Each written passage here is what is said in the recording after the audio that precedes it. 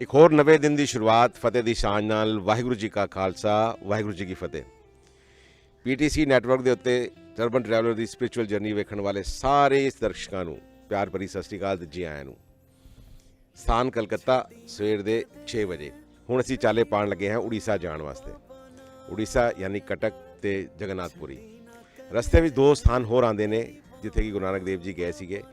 उहदे विच एक दा नाम हैगा चंद्रकोना ते दूसरे का नाम हैगा बालेश्वर। दोनों स्थानों के उत्ते भी जाएंगे तो तुहानूं दर्शन करावांगे। उस तो उपरांत शाम तक पुजण की कोशिश करांगे कटक ते जगन्नाथपुरी। आओ साडे नाल तुसीं भी इस यात्रा का हिस्सा बनो ते देखते रहो PTC नैटवर्क। बाबा नानका छड्डी ना कदे मेरी बांह। हुण असीं आ पुजे हैगे आ चंद्रकोना, जिहड़ा कि वैस्ट बंगाल का एक पार्ट है। छोटा जिहा पिंड, छोटा जिहा एक गाँव। उत्थे आके जिस स्थान ते असीं खलोते हैगे आ, इहदा नाम है गुरुद्वारा नानकसर। उदासियां दे डेरे दे नाल बनिया हुआ छोटा जिहा गुरुद्वारा, जिहड़ा कि इतिहासिक मन्निया जाता है। इतिहासकारां दा कहना हैगा ते अक्सर गुरु नानक देव जी के स्थान उदासियां दे डेरियां दे नाल देखण नूं मिले ने, ऐसा इतिहास दसदा है। चंद्रकेतु राजा के द्वारा बनवाया गया यह शहर, जिन्हों की चंद्रकोना आख्या जाता है। इत्थे गुरु नानक देव जी अपनी पहली उदासी करते वक्त सन 1506 विच बालाजी ते मरदाना जी नाल इत्थे आके रुके सीगे ते इत्थों ही होके कटक ते जगन्नाथपुरी गए सीगे। आओ तुहानूं अंदर चल के गुरुद्वारा साहब के दर्शन कराने आ। रख मेरे ते निगाह बाबा नानका छड्डी ना कदे मेरी बांह। बाबा नानका छड्डी ना कदे मेरी बांह। बाबा नानका।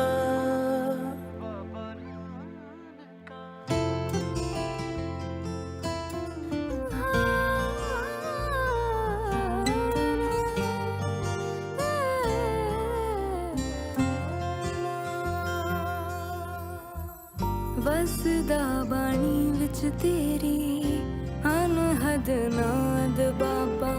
वैस्ट बंगाल के पश्चिमी मैदानीपुर डिस्ट्रिक्ट दे विच घाटल सब डिवीजन के अंदर जिहड़ा यह शहर हैगा जिथे असीं खलोते हैगे आ, इहदा नाम है चंद्रकोना। चंद्रकोना दे विच स्थित यह छोटा जिहा गुरुद्वारा, जिन्हों गुरुद्वारा रामगढ़ के नाम से भी जानिया जाता है। जिस वक्त सड़क मार्ग द्वारा तुसीं आंदे हैगे हो तो गुरुद्वारे का नाम लैफ्ट साइड ते साफ साफ लिखा है गुरुद्वारा रामगढ़। इनू गुरुद्वारा नानकसर रामगढ़ के नाम तो भी जानिया जाता है।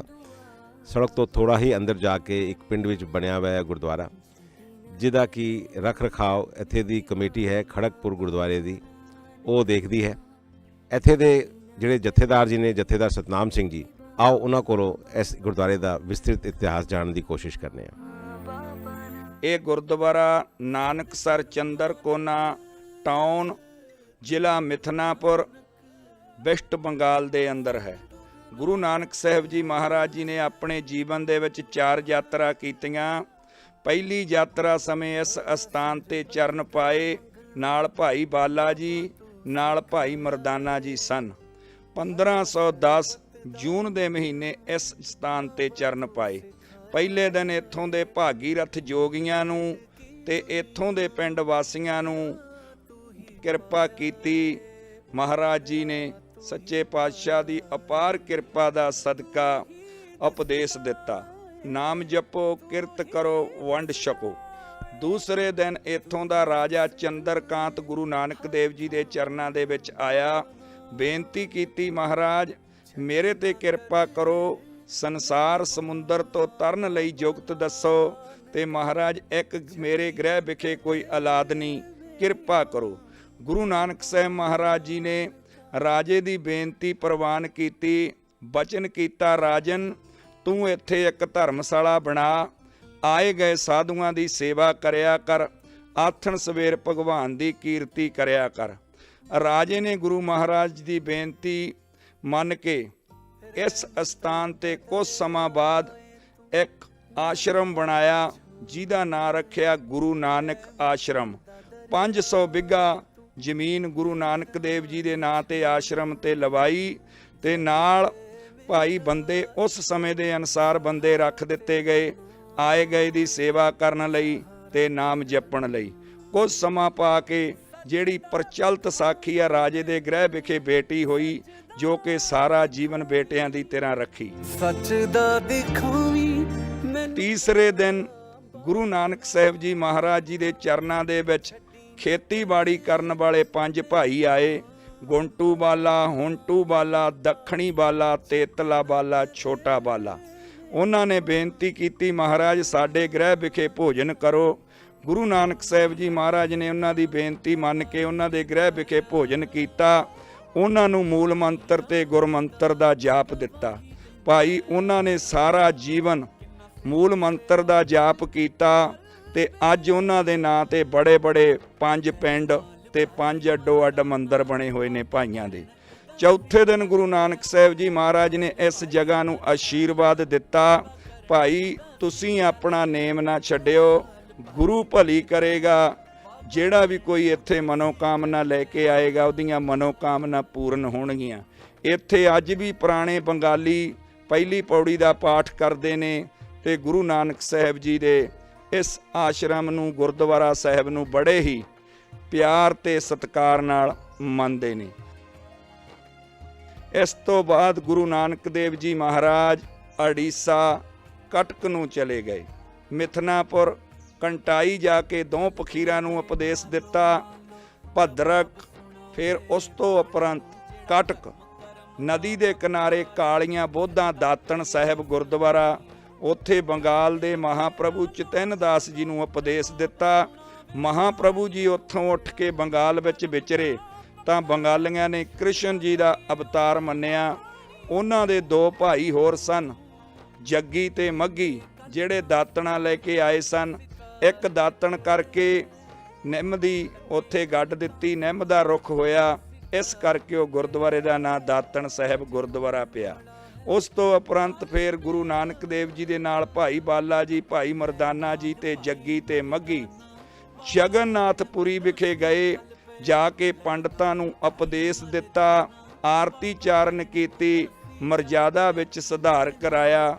ਇਹ ਗੁਰੂ ਨਾਨਕ ਸਾਹਿਬ ਜੀ ਮਹਾਰਾਜ ਜੀ ਨੇ ਆਪਣੀਆਂ ਦਾਸੀਆਂ ਦੇ ਸਮੇਂ ਕਿਰਪਾ ਕੀਤੀ। ਆਪ ਭਾਗਾਂ ਵਾਲੇ ਹੋ, ਇਸ ਅਸਥਾਨ ਦੇ ਦਰਸ਼ਨ ਕਰ ਰਹੇ ਹੋ। ਇਹ ਗੁਰਦੁਆਰਾ ਨਾਨਕਸਰ ਚੰਦਰਕੋਨਾ ਸਾਹਿਬ ਹੈ। ਇੱਥੇ ਪੂਰਨਮਾਸੀ ਦੇ ਦਿਹਾੜੇ ਨੂੰ ਬੜਾ ਭਾਰੀ ਇਕੱਠ ਹੁੰਦਾ, ਅਖੰਡ ਪਾਠ ਹੁੰਦੇ ਨੇ। ਇਸ ਏਰੀਏ ਦੇ ਵਿੱਚ 50 ਤੋਂ 60 ਕਿਲੋਮੀਟਰ ਦੇ ਏਰੀਏ ਦੇ ਵਿੱਚ ਕੋਈ ਵੀ ਸਿੱਖ ਫੈਮਿਲੀ ਨਹੀਂ ਹੈ। ਇੱਧਰ ਏਰੀਆ ਸਾਰਾ ਬੰਗਾਲੀ ਹੈ, ਪਰ ਸੰਗਤਾਂ ਕਲਕੱਤੇ ਤੋਂ, ਖੜਕਪੁਰ ਤੋਂ, ਟਾਟਾ ਜਸਮੇਦਪੁਰ ਤੋਂ, ਦੁਰਗਾਪੁਰ ਤੋਂ, ਆਸਣਸੋਲ ਤੋਂ, ਰਾਣੀਗੰਜ ਤੋਂ, ਧੰਨਵਾਦ ਤੋਂ, ਪਾਨਾਗੜ੍ਹ ਤੋਂ ਬੇਅੰਤ ਸੰਗਤਾਂ ਆਉਂਦੀਆਂ ਨੇ। ਰਹਿਣ ਸਵਾਈ ਦੀਵਾਨ ਸਜਾਏ ਜਾਂਦੇ ਨੇ ਤੇ ਪੂਰਨਮਾਸੀ ਵਾਲੇ ਦਿਨ ਸਵੇਰ 9 ਵਜੇ ਖੰਡ ਪਾਠਾਂ ਦੇ ਭੋਗ ਪੈਂਦੇ ਨੇ। ਸਾਰੀ ਦਿਹਾੜੀ ਦੀਵਾਨ ਸਜਦਾ ਹੈ। ਇੱਕ ਪੁਰਾਤਨ ਗੁਰਦੁਆਰਾ ਹੈ, ਪੂਰੇ ਦਾ ਪੂਰਾ ਗੁਰਦੁਆਰਾ ਜਿਹੜਾ ਹੈਗਾ ਇੱਕ ਨਾਨਕਸ਼ਾਹੀ ਇੱਟਾਂ ਨਾਲ ਬਣਿਆ ਹੈਗਾ। ਰੈਨੋਵੇਸ਼ਨ ਕਰਦੇ ਵਕਤ ਇਹਨਾਂ ਨੇ 2 ਸਥਾਨ ਛੱਡੇ ਨੇ ਤਾਂ ਕਿ ਲੋਕਾਂ ਨੂੰ ਇਹ ਪਤਾ ਲੱਗ ਸਕੇ ਕਿ ਇਹ ਪੁਰਾਤਨ ਹੈ। ਤੇ ਉਸ ਤੋਂ ਇਲਾਵਾ ਸਾਰਾ ਸਟਰਕਚਰ ਅਗਲਾ ਤੇ ਪਿਛਲਾ, ਫਰੰਟ ਤੇ ਬੈਕ ਦੋਨੋਂ ਇਹਨਾਂ ਨੇ ਪਲਸਟਰ ਕਰਕੇ ਬਣਾਇਆ ਹੈ। ਅੰਦਰ ਸਾਰੀ ਵਾਈਟ ਟਾਈਲਸ ਲੱਗੀਆਂ ਨੇ, ਬਾਹਰ ਪਲਸਟਰ ਹੋਇਆ ਪਿਆ। ਬਾਬਾ ਕਰਨ ਉਦਾਸੀ ਚੱਲ ਪਿਆ, ਲੈ ਨਾਲ ਭਾਈ ਮਰਦਾਨਾ, ਬਾਬਾ ਕਰਨ ਉਦਾਸੀ ਚੱਲ ਪਿਆ। ਤੁਸੀਂ ਵੇਖਦੇ ਰਹੋ the spiritual journey of urban traveller on PTC network. ਚੱਲ ਪਿਆ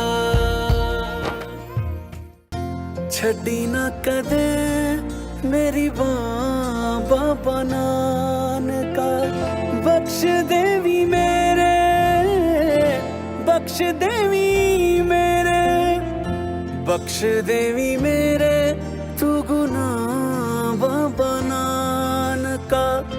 ਛੱਡੀ ਨਾ ਕਦੇ ਮੇਰੀ ਬਾਂ ਬਾਬਾ ਨਾਨਕਾ।